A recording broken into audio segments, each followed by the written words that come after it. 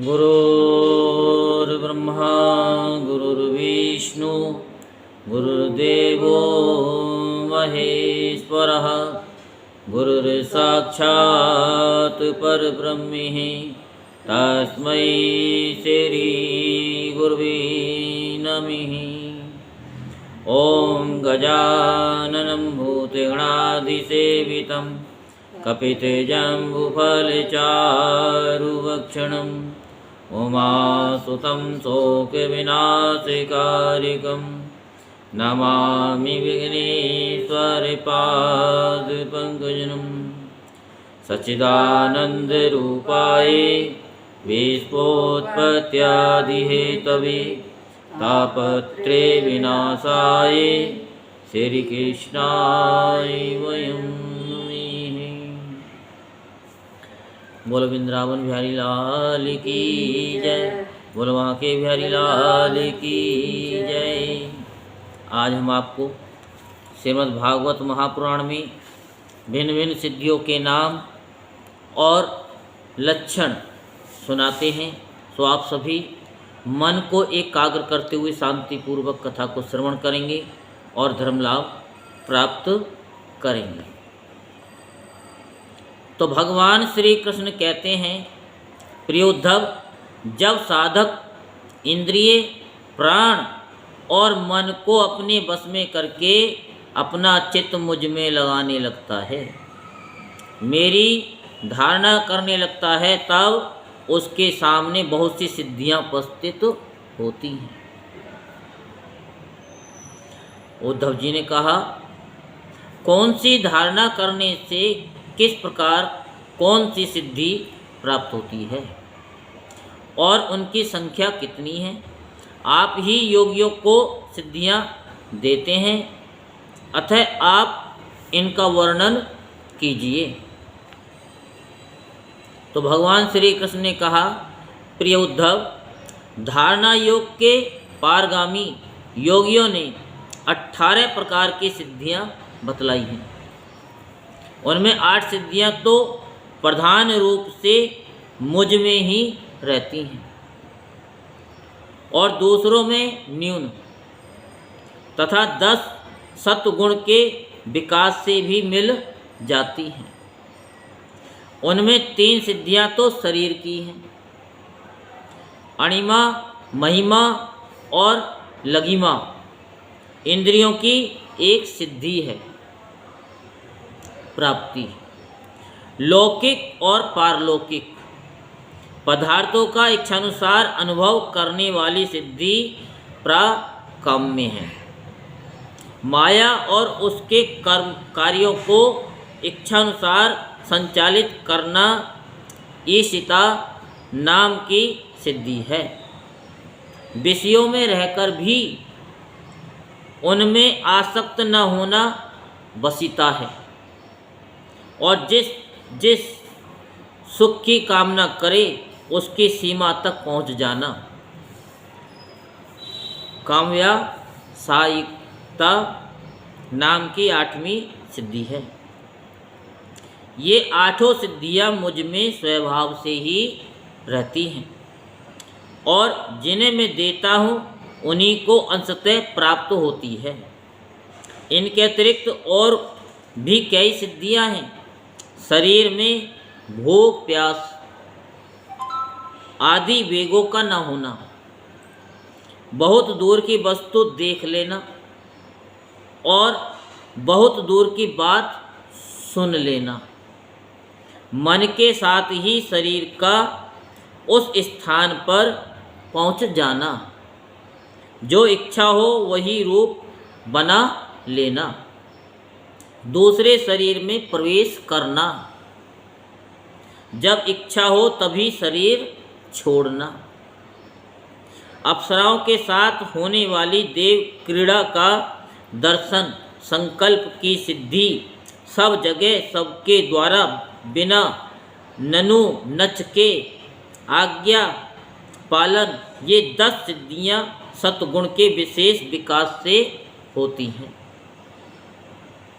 भूत, भविष्य और वर्तमान की बात जान लेना, शीत, उष्ण, सुख दुख और राग द्वेष आदि द्वंद्वों के वश में न होना, दूसरे के मन आदि की बात जान लेना, अग्नि सूर्य जल विष आदि की शक्ति को स्तंभित कर देना और किसी से भी पराजित न होना, ये 5 सिद्धियां भी योगियों को प्राप्त होती हैं। प्रिय उद्धव, योग धारणा करने से जो सिद्धियां प्राप्त होती हैं उनका मैंने नाम निर्देश के साथ वर्णन कर दिया। अब किस धारणा से कौन सी सिद्धि कैसे प्राप्त होती है ये बतलाता हूँ, ध्यानपूर्वक सुनिए। प्रिय उद्धव, 5 भूतों की सूक्ष्मता मात्राएं मेरा ही शरीर है। जो साधक केवल मेरे उसी शरीर की उपासना करता है और अपने मन को तदाकार बनाकर उसी में लगा देता है, अर्थात मेरे तन मात्रात्मक शरीर के अतिरिक्त और किसी भी वस्तु का चिंतन नहीं करता, उसे अणिमा नाम की सिद्धि अर्थात पत्थर की चट्टान आदि में भी प्रवेश करने की शक्ति अणुता प्राप्त हो जाती है। महतत्व के रूप में भी मैं ही प्रकाशित हो रहा हूँ और उस रूप में समस्त व्यवहारिक ज्ञानों का केंद्र हूँ। जो मेरे उस रूप में अपने मन को महतत्वाकार करके तन्मय कर देता है, उसे महिमा नाम की सिद्धि प्राप्त होती है।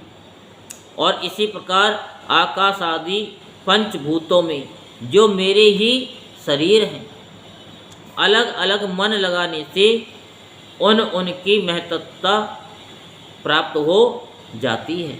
ये भी महिमा सिद्धि के ही अंतर्गत है। जो योगी वायु और 4 भूतों के परमाणुओं को मेरा ही रूप समझकर चित्त को तदाकार कर देता है, उसे लघिमा सिद्धि प्राप्त हो जाती है। उसे परमाणु रूप काल के समान सूक्ष्म वस्तु बनने का सामर्थ्य प्राप्त हो जाता है। जो सात्विक अहंकार को मेरा स्वरूप समझकर मेरे उसी रूप में चित्त की धारणा करता है, वह समस्त इंद्रियों का अधिष्ठाता हो जाता है। मेरा चिंतन करने वाला भक्त इस प्रकार प्राप्ति नाम की सिद्धि प्राप्त कर लेता है। जो पुरुष मुझ महतत्वाभिमानी सूत्रात्मा में अपना चित्त स्थिर करता है, उसे मुझ अव्यक्त जन्मा सूत्रात्मा की प्राकाम्य नाम की सिद्धि प्राप्त होती है, जिससे इच्छानुसार सभी भोग प्राप्त हो जाते हैं। जो त्रिगुणमयी माया के स्वामी मेरे काल स्वरूप विश्व रूप की धारणा करता है, वह शरीरों और जीवों को अपने इच्छानुसार प्रेरित करने की सामर्थ्य प्राप्त कर लेता है।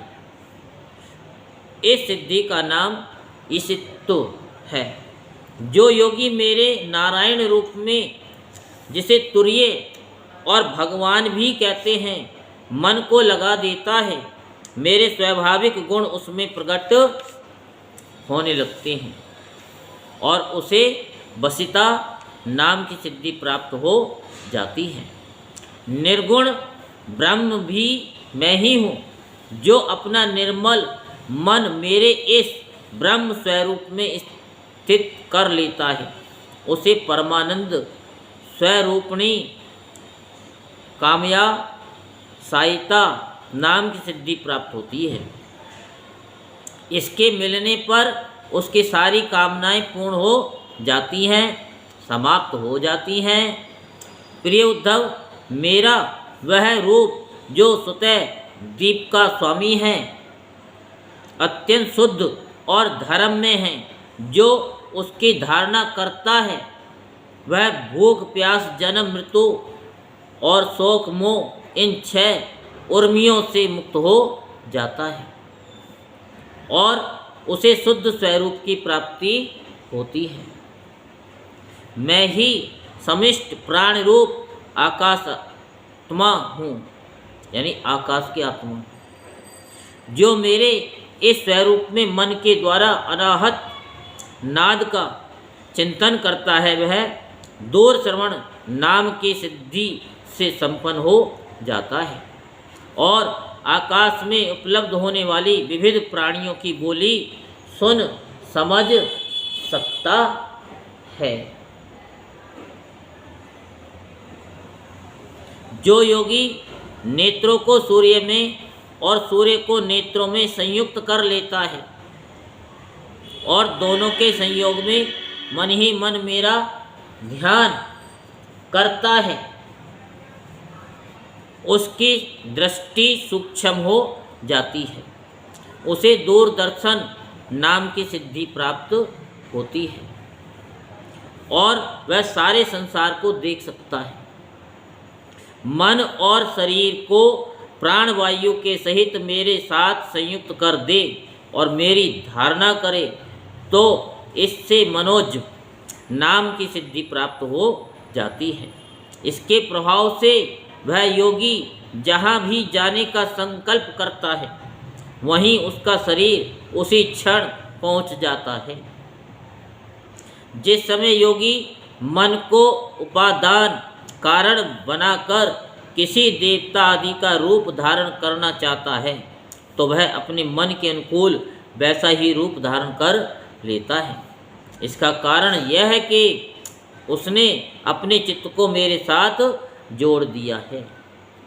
जो योगी दूसरे शरीर में प्रवेश करना चाहे वह ऐसी भावना करे कि मैं उसी शरीर में हूँ। ऐसा करने से उसका प्राण वायु रूप धारण कर लेता है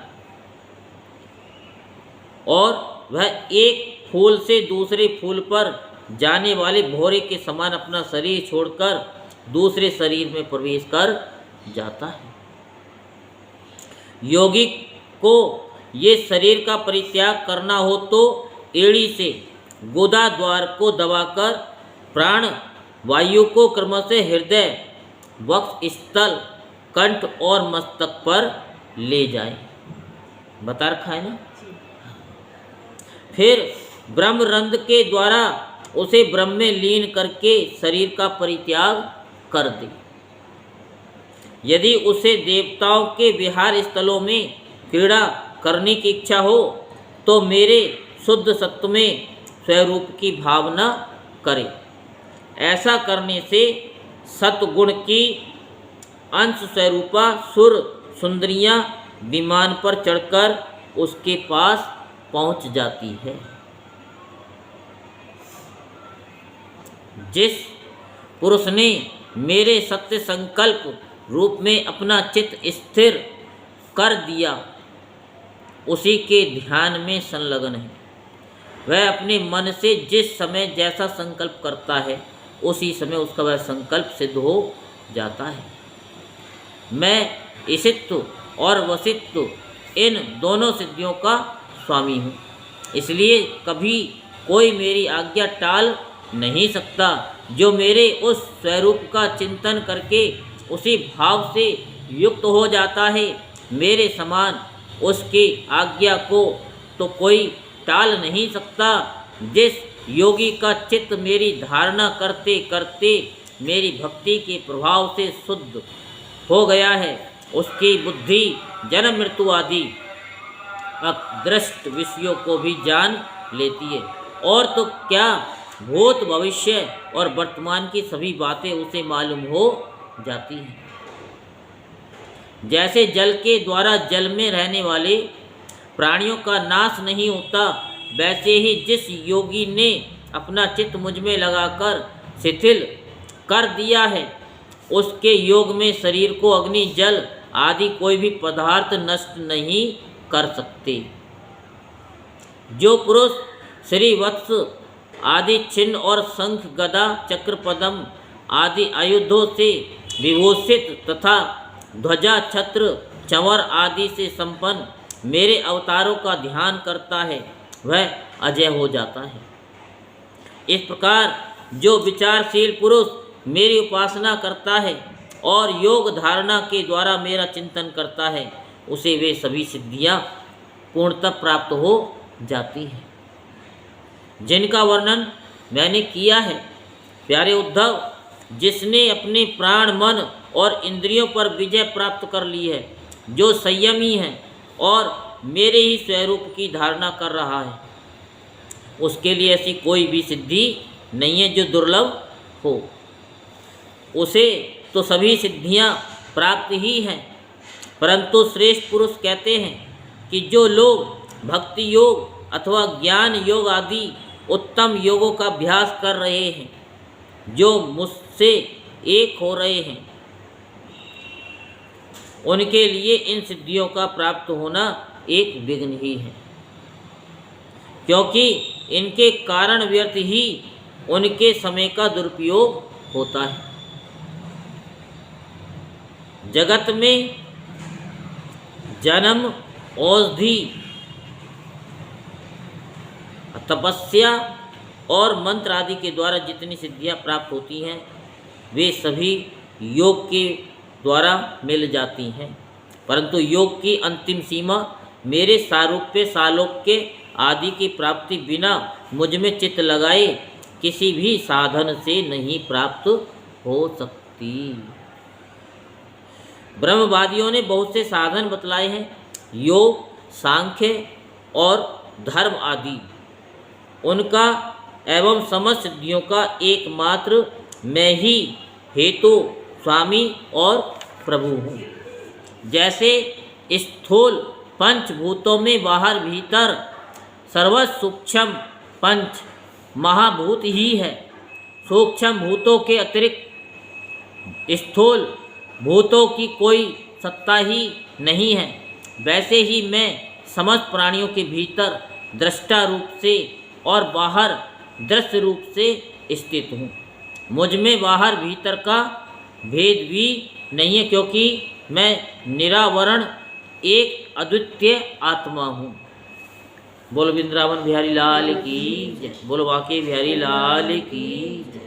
जय जय श्री राधेश्याम, जय जय श्री राधेश्याम, जय जय श्री राधे।